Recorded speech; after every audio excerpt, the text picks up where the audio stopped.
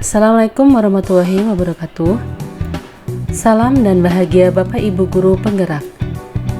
Perkenalkan, saya Sunarti, calon guru penggerak angkatan 10 dari Kabupaten Bogor. Pada kesempatan kali ini, saya akan memaparkan kesimpulan dan refleksi pemikiran Ki Hajar Dewantara pada modul 1.1 koneksi antar materi. Pendidikan dan pengajaran tidaklah sama. Pengajaran adalah bagian dari pendidikan. Menurut Ki Hajar Dewantara, pengajaran adalah proses pendidikan dalam memberi ilmu untuk kecakapan hidup anak secara lahir dan batin. Sedangkan pendidikan pada hakikatnya adalah menuntun atau memberi tuntunan terhadap segala kekuatan kodrat yang dimiliki anak agar ia mencapai keselamatan dan kebahagiaan setinggi-tingginya, baik sebagai manusia maupun sebagai anggota masyarakat. Pendidikan menciptakan ruang bagi murid untuk bertumbuh secara utuh agar mampu memuliakan dirinya dan orang lain serta menjadi mandiri. Sebelum menjalani modul 1.1 pembelajaran yang saya lakukan hanya mentransfer materi pembelajaran, sedangkan ketuntasan dalam menyampaikan materi lebih penting daripada memahami karakteristik murid. Biasanya saya hanya melihat nilai dari aspek kognitif saja. Jika nilai murid sudah mencapai KKM, dianggap pembelajaran sudah berhasil. Sedangkan murid hanya sebagai objek pembelajaran, dan pembelajaran berpusat pada guru atau teacher center.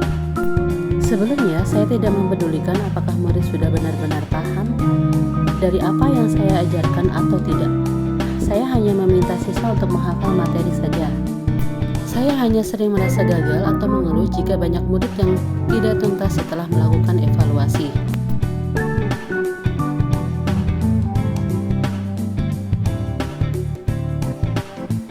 Namun, setelah saya mempelajari modul 1.1 tentang pemikiran Ki Hajar Dewantara, saya menyadari bahwa apa yang saya pikirkan dan saya lakukan selama ini tidak tepat.